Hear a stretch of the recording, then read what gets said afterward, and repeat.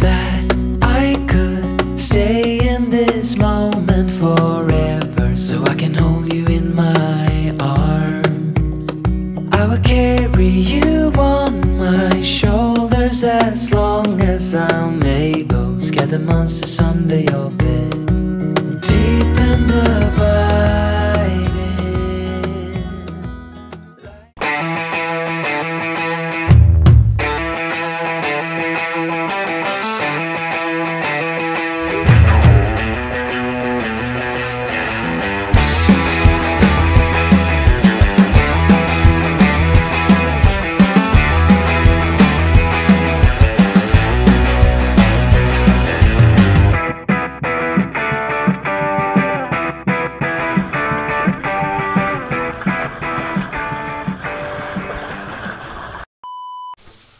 Anak, ano yan? Mogo? Mogo? Mogo. Mogo. Say, I love you. Love you. Ilan taon ka na? Taon mo. How old are you na? 4. 4 na po. 4 na po. 4 lang po. Hi ka muna sa kanila. Hi. Hi. Hi guys. Hi guys. Sige na. Ate ko guys. Ate. Uy. Hindi ko sila kamukha. Kasi pogi ako. Charot. Ay. Hindi kami nagdala na ng food kasi galing kaming Bahili. Doon sa isa naming ate. Then, doon na kami kumain kanina ng lunch. Launa pa lang din naman. Kaya hindi na ako nagbili ng pagkain. Snacks na lang para sa kay ate at sa anak ko.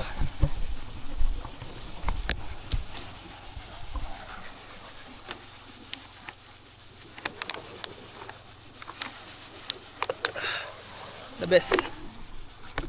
Init. Ano, ligo ka na? Sige, go. Tingnan natin siya, paliguin natin. Dito natin sa batuan, hindi natin siya samahan sa baba. Kaya niya yan. Go.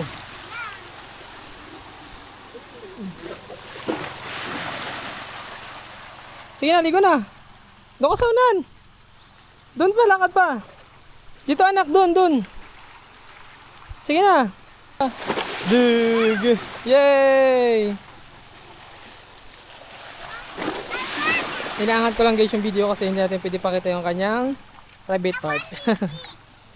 Siya mahilig siya maligo ng dagat or sa swimming pool minsan pag nasa pool kami. Pero hindi siya mahilig magpunta sa malalalim. Ayaw niya.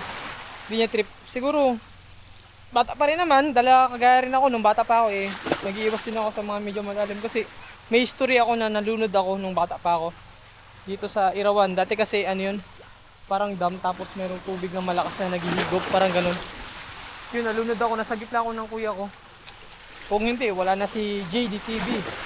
Diba? Deads na. Pero yun, awan ng Diyos, nakaligtas tayo doon sa tragedy na yun. Kaya siguro anak ko, naman na niya rin yung instinct sa akin na safety first parati, laging safe lang yung gagawin pag pumunta sa tubig.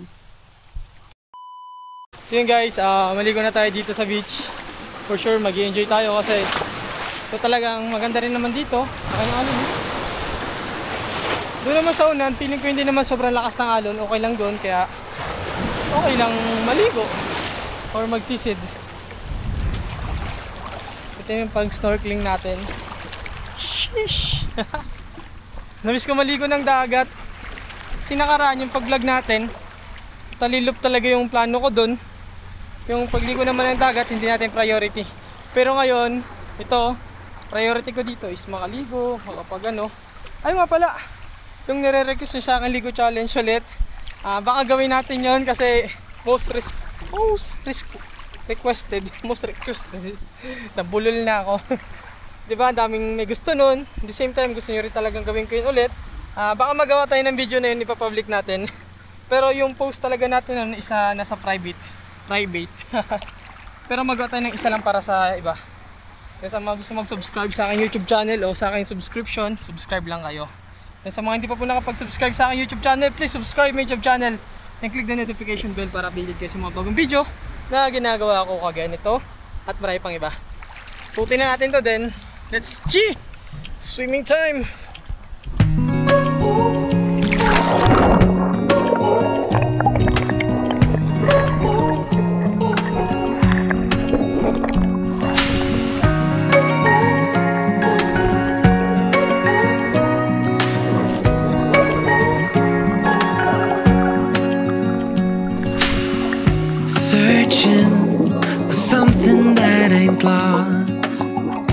Have we got our lines crossed?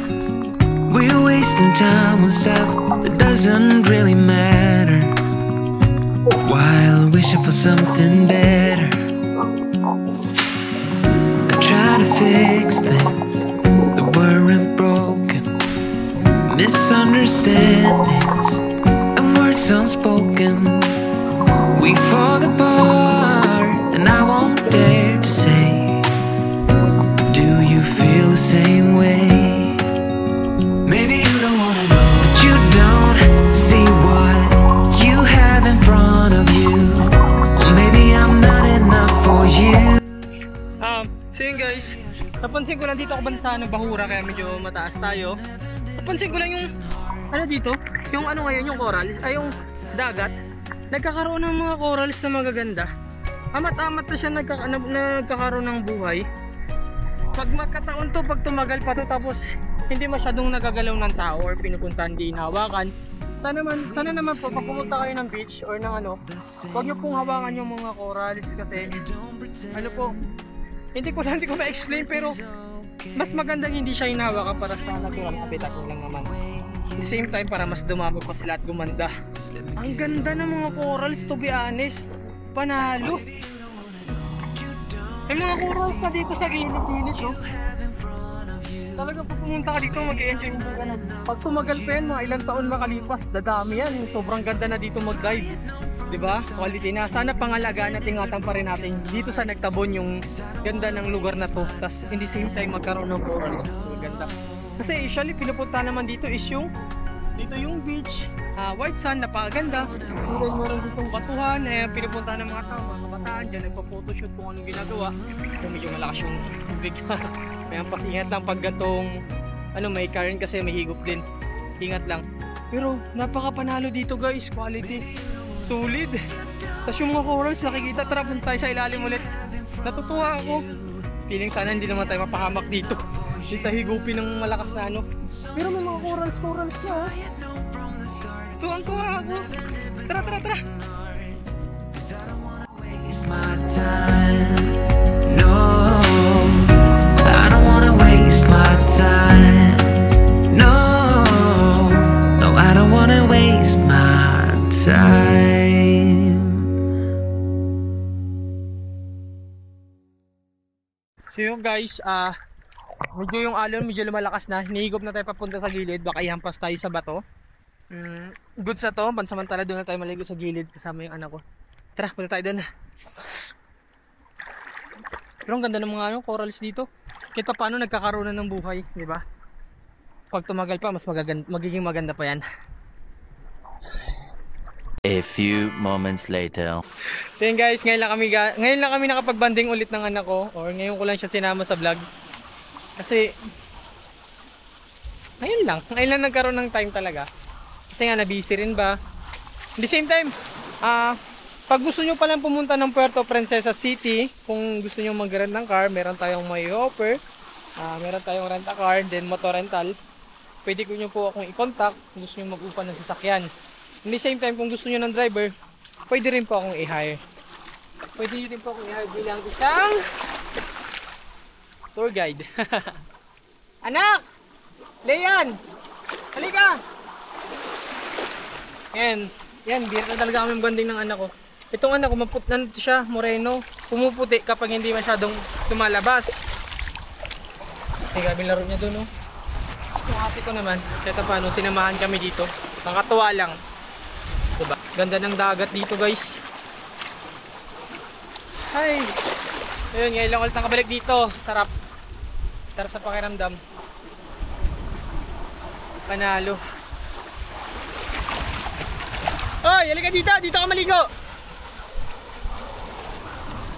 Halika! Dito! Tatawag ko siya. Tatawag ko sana pupunta to. Kulit kasi nito eh. Pero okay lang. Bata eh, natural. Anak! Maya uwi na rin tayo. Hindi tayo magpaabot ng hapon. Baka abutan tayo ng ulan. Kasi bigla-biglang umuulan dito sa Puerto ngayon eh. Anak! Dito ka!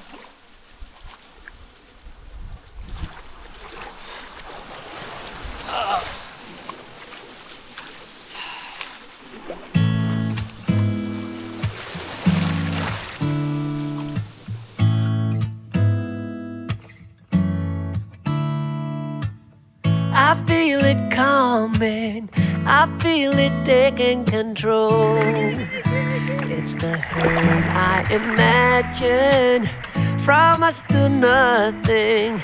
There's something missing you stole, and it's a little tragic. I know I'm better off living without your love, but time and again my thoughts go back to when we were crazy kids with a lot of feelings. I'm too proud to beg and too dumb for stealing. When I rode with you it was all downhill, and losing control was a part of that thrill. A part of me still wants you. A part of me still wants you.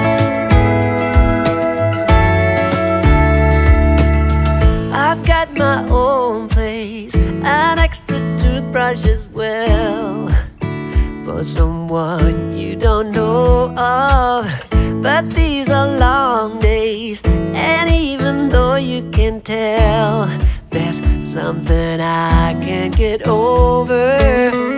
I know I'm better off living without your love, but time and again my thoughts go back to when we were crazy kids with a lot of feelings. Too proud to beg and too dumb for stealing. When I rode with you it was all downhill, and losing control was a part of that